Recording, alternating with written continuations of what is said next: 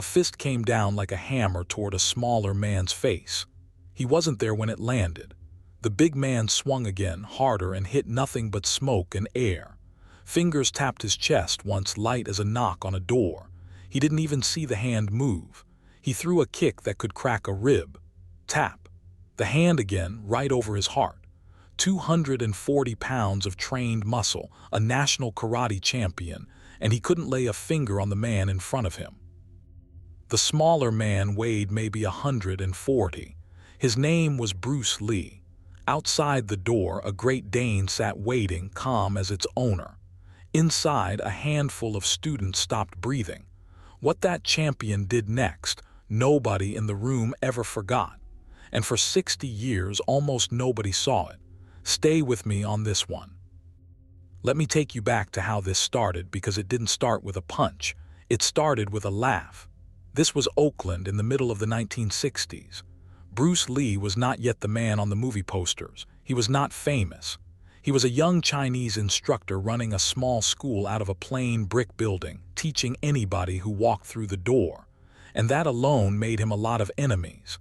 Because back then there were rules, unwritten rules. You did not teach these fighting arts to outsiders. You kept them inside the community. Bruce broke that rule every single day, and he did it loudly, and he did it with a grin on his face. Now here's the thing about Bruce Lee. He talked a lot.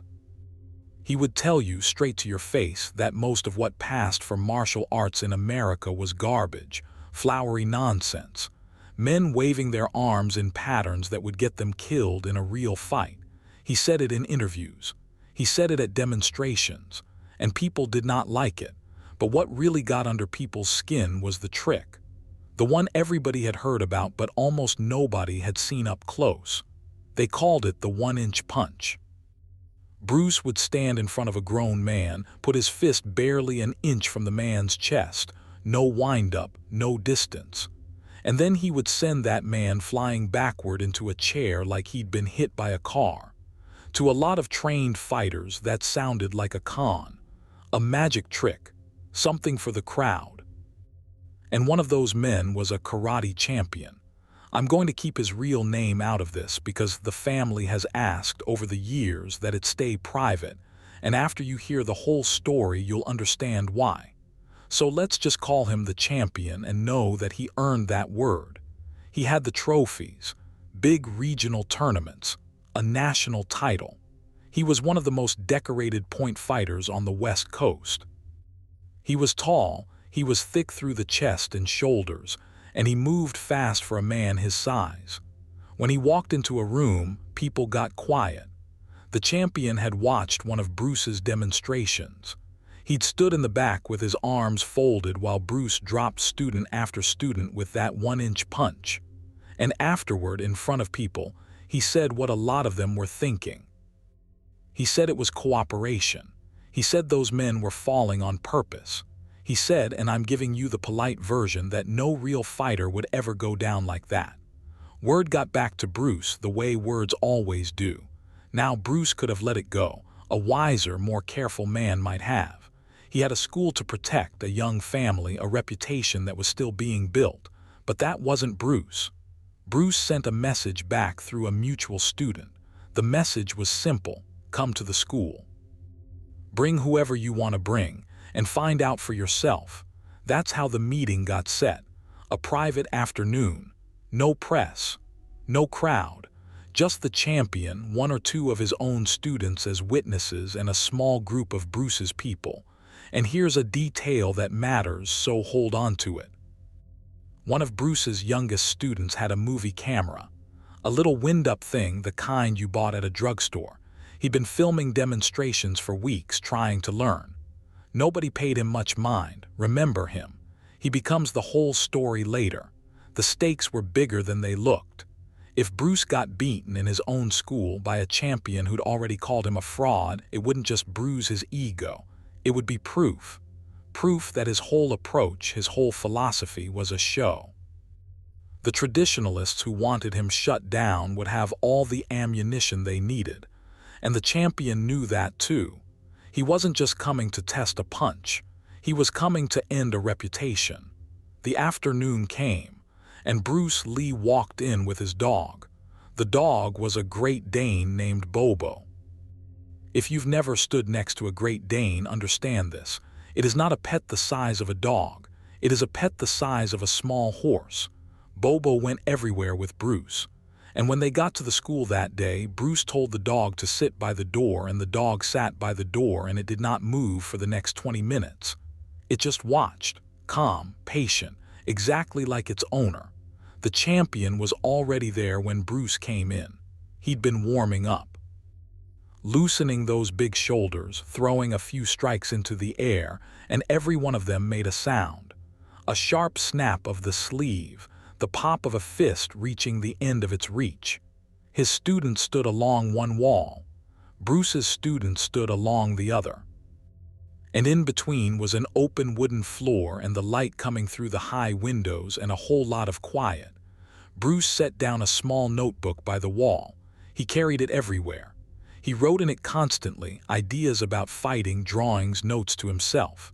He put it down flat next to Bobo, and he walked out onto the floor in a plain t-shirt and slacks. No uniform, no belt, nothing to announce who he was. The champion looked him up and down. And you could see it on his face, the thing that a lot of big men thought when they first met Bruce Lee in person. He's small. He's so much smaller than I am. This is going to be easy. They agreed on the terms out loud so the witnesses could hear. It wasn't a tournament. No points. No referee. The champion would attack for real with everything he had, and Bruce would defend. If the champion landed a clean, solid blow, he won, and he'd have his proof that Bruce was all talk. If Bruce could stop him and show him without hurting him that the fight could have ended at any second, then Bruce won. That was it. Simple. Brutal in its simplicity. The champion smiled at that, without hurting him. He thought it was arrogance. He thought this little instructor had just handed him the fight by promising to hold back. The kid with the camera crouched down in the corner and started winding it, a soft clicking sound. Nobody told him to stop. Bruce rolled his shoulders once. He didn't take a wide, dramatic stance. He just stood, weight easy, hands loose and low, almost like he wasn't ready at all. And that, more than anything, was what made the champion angry. Because to a trained tournament fighter, that open, casual stance looked like disrespect. It looked like the smaller man wasn't even taking him seriously. The champion set his feet. He raised his hands into a proper guard, tight and correct, the guard that had won him titles. He took one breath, and then he came forward like a truck. The first thing he threw was a lead hand strike straight at Bruce's face, fast, the kind that had finished 100 tournament bouts before the other man even reacted. Bruce's head moved maybe 2 inches. The fist went past his ear. And in the same instant, so fast the witnesses argued about it for years afterward, Bruce's hand came up and touched the champion on the sternum. Not a punch, a tap. Fingers flat right in the center of the chest. The champion froze for half a second, because he understood in his body before his brain caught up what that tap meant. It meant if that had been a strike, we'd be done. You'd be on the floor. His face went hard. He'd been embarrassed a little in front of his own students, so he did what fighters do. He got serious. He came again, and this time he didn't throw one thing, he threw a combination. A real one, hand, then a low kick sweeping in for the ribs. 3 strikes stacked one on top of the other, no gaps. Bruce slipped the first, turned off the second, and the kick, that heavy, rib-cracking kick, went right underneath him because Bruce simply wasn't standing where he'd been standing. His foot had moved without anyone seeing it move. And there was the hand again, tap, chest, right over the heart. The champion stumbled a step past him, off balance, hitting nothing but empty floor. Bruce didn't gloat. That's the part people always get wrong when they imagine this. He didn't laugh. He didn't say a word. He just reset back to that same loose, easy stance and waited, patient as the dog by the door, for the bigger man to come again. The students against the walls had stopped whispering. The only sounds in the whole building were the champion's breathing, getting heavier now, and the soft click of that little camera in the corner, turning frame by frame, catching all of it. And the champion, red in the face, his pride bleeding out onto that wooden floor in front of everyone, gathered himself for a third attack that he was sure, absolutely sure, would finally land. It didn't. For the next few minutes it went the same way. The champion attacked. Bruce disappeared out of the line of the strike and touched him gently somewhere fatal, chest, throat. The soft spot under the ribs over and over. And not once, not one single time did Bruce actually hit him. He could have. Everyone in that room understood he could have ended it early and ugly. He chose not to. He was making a point, and the point was the whole reason they were there.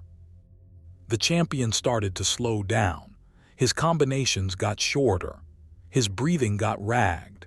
And the anger on his face was starting to turn into something else, something closer to confusion.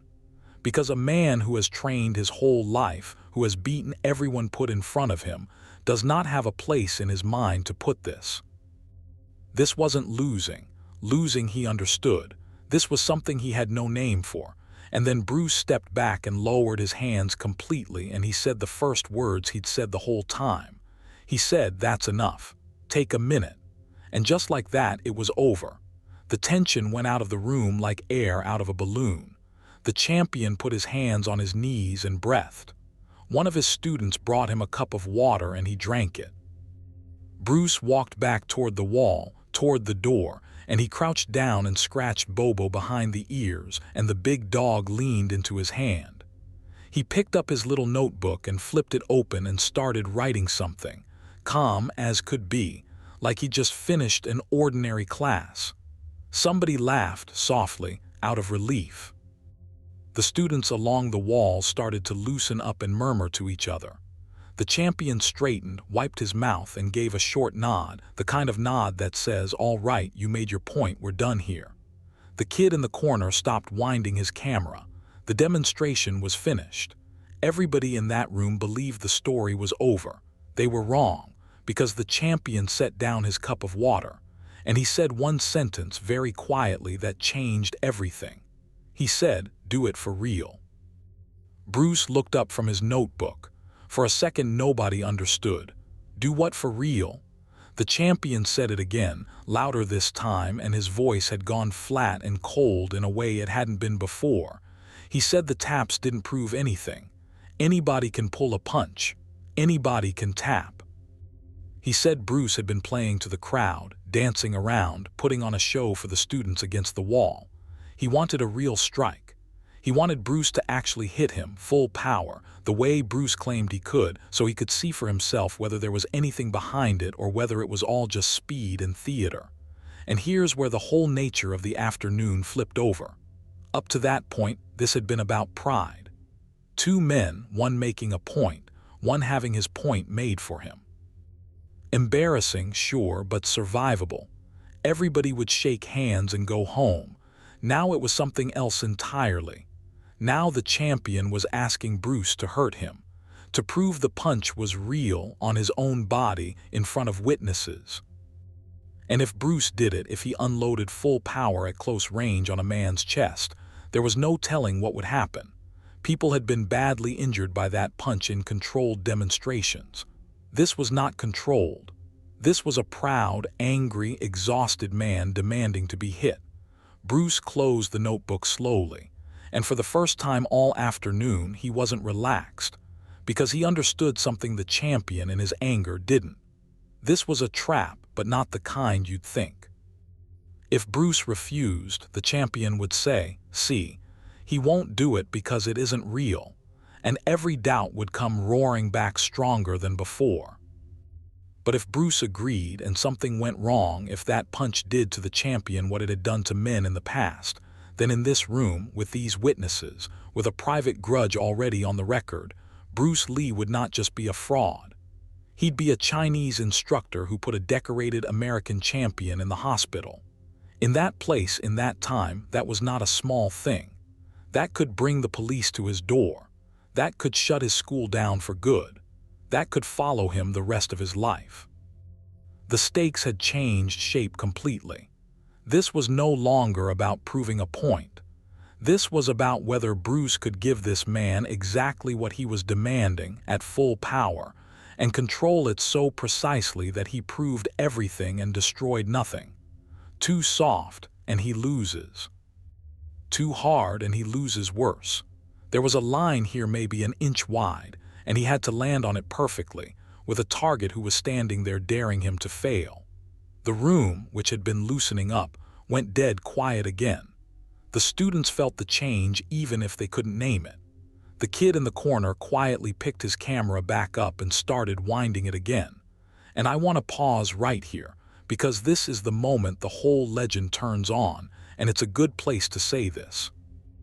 If you're the kind of person who's still listening this far in, who wants the real story and not the polished-up version, do me a favor and hit that subscribe button. It genuinely helps these older, forgotten stories reach the people who'd actually appreciate them. That's all. Now let's get back to that room because Bruce Lee just made a decision. He said, "All right."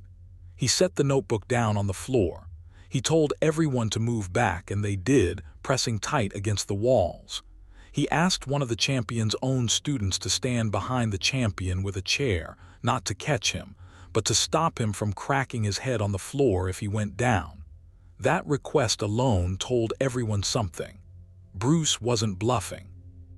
He believed this was going to move a very large man a very long way. The champion set his feet, planted himself, and braced. He was a smart fighter. He knew how to absorb a hit. He tightened his whole core, dropped his weight, and set his back foot hard against the floor so he couldn't be knocked over easy. He was going to make this punch look weak by simply refusing to move. That was his last play. If he could stand there and take it and not budge, then he'd have his proof after all. He crossed his arms over his chest, one hand flat to spread the force, and he glared at Bruce over the top. Bruce stepped in closer than seemed reasonable.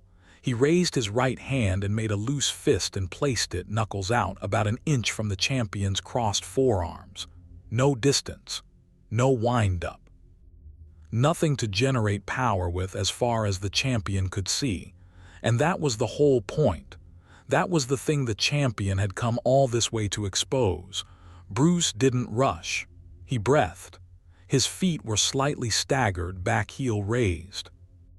His whole body went still, and then it went soft, loose, everything hanging easy, which is the opposite of what you'd expect from a man about to hit something. The champion braced harder, and then Bruce moved. It's almost impossible to describe, and the witnesses all described it a little differently, but it came from the ground. It started in his back foot, drove up through his hip, through his spine, snapped through his shoulder, and cracked out through that 1 inch of space, and the whole thing happened in a fraction of a second. There was a sound, a deep, flat thud, the sound of force going into a body. And the champion left the floor. Not fell, not stumbled. Left the floor. 240 pounds of braced, planted, decorated national champion came off his set feet and went backward through the air. And if that student hadn't been there with the chair, he'd have gone down hard on the wood. He hit the chair, and the chair skidded, and he and the chair went over together in a heap. The whole building seemed to jump. One of the champion's own students actually cried out. For a second the champion just lay there in the tangle of the chair, on his back, staring up at the ceiling. His arms were still crossed over his chest where he'd braced. He was gasping, the wind knocked clean out of him. And nobody moved to help right away because nobody was sure what they'd just seen. Bruce lowered his hand. He hadn't moved his feet. He was standing exactly where he'd started, an inch of empty space now where a man used to be. The students rushed in then. They got the chair off him, got him sitting up. Somebody asked if he was okay, if anything was broken. And the champion waved them off, still fighting for breath, and he did something that told you everything about the kind of man he actually was under all that pride. He started to laugh. Not a bitter laugh. A real one. The laugh of a man who has just had the ground pulled out from under everything he thought he knew, and has decided in that instant that he's glad it happened. He looked up at Bruce Lee from the floor, and through the gasping he got out 3 words. He said, "It's real. It's real." Bruce reached down and offered him a hand. And the champion took it, and Bruce pulled him up, this 240-pound man, back onto his feet. And for a moment the two of them just stood there holding onto each other's forearms, breathing, the smaller man steadying the bigger one. And whatever had been between them, all the doubt, all the public insults, all the traditionalist grudges standing behind it, was gone. Just gone. The champion put a hand flat on his own chest over the spot, and he shook his head slowly. Later he told people he could feel that punch for a week. Not as pain, exactly. As a kind of deep ache that reminded him, every time he took a breath, of the afternoon a small man taught him that size was the least important thing in a fight. But here's the part that matters most, and it's the part that the taps at the beginning were really about. When the students crowded around the champion, checking him over, the thing they found was that there wasn't a mark on him. No bruise, no cracked rib, no broken bone. Bruce had put enough force into that man to lift him off the floor and throw him backward through the air, and he had done it with such precision that he didn't injure him at all. That was the real demonstration, not that Bruce could hit hard. Anybody strong can hit hard. It was that Bruce could hit that hard and control it down to the last ounce, so that the man walked away laughing instead of leaving on a stretcher. That was the mastery. That was the thing the taps at the beginning had been quietly promising the whole time, and the punch at the end delivered. And in the corner, that kid, the one nobody paid attention to, the one with the drugstore camera, he had it. He'd caught all of it. The taps, the slips, the champion coming off his feet, the laugh, the handshake, every frame. The two fighters talked for a long time after that, not as rivals. Bruce showed him slowly, without power, how the punch worked, the chain of it, foot to hip to shoulder to fist. And the champion, being a serious student of fighting, understood at once that he'd been shown something valuable. They talked about tournaments and about what was wrong with them, and Bruce, of course, talked more than the champion did. And the champion, who had come to that room to prove Bruce was all talk, found himself standing there listening and nodding and agreeing. Bobo got up from his spot by the door and wandered over and pushed his enormous head against the champion's leg, and the champion, still catching his breath, laughed again and scratched the dog's ears. When they left as something like friends. And that's how the afternoon should have entered history, except it didn't enter history at all, because there was no press, no official record, just a handful of people who were there and a strip of film in a kid's camera. The champion, out of respect and maybe out of a little embarrassment, never made a big public thing of it. Bruce moved on, got busy, got famous for other reasons, and died young, far too young, before most of the world ever learned his name the way we know it now. The witnesses got old. Some of them passed away. The story became one of those things martial artists told each other late at night, half legend, impossible to prove. Did that really happen? Was there really a champion? Was there really a dog by the door? And the film went into a can. The kid grew up, became a man, put the can in a box, put the box in an attic and forgot about it, the way we all forget the ordinary afternoons that turn out to be the ones that mattered. For almost 60 years, that reel sat in the dark. Now here's how it came back. The student who shot that footage, the kid in the corner, he lived a long, full life, and when he passed, his own children were left to clean out the house. And up in the attic, in a box of old junk, they found reels of home movies, the little drugstore kind, some of them labeled, most of them not. One of them had a strip of masking tape on the can, and on the tape, in faded pencil in their father's young handwriting, were 4 words: Bruce and the champion. They almost threw it out. That's the thing that stops your heart a little. They almost threw the whole box of old film in the trash, because who keeps 60-year-old home movies? But somebody in the family knew their dad had trained, back in the day, with somebody who'd gotten famous. And that word, Bruce, made them stop. They took the reels to a place that restores old film, and they had them cleaned and scanned frame by frame off that fragile, cracking strip of celluloid. And there it was. Grainy, silent, jumping and flickering the way old home footage does, but clear enough. A plain brick school, light through high windows, a big man in a proper stance and a smaller man standing loose and easy, and a Great Dane sitting by the door exactly where the legend always said it sat. You can watch the champion come forward like a truck. You can watch Bruce simply not be there. You can watch that hand come up and tap the chest again and again and again. The whole thing the old-timers had described for decades, right there on film, real, no longer a story anybody could doubt. And then you can watch the big man plant his feet and cross his arms and brace, and you can watch the smaller man set that fist an inch from his chest, and you can watch a national karate champion leave the floor. But that's not the part that rewrote everything.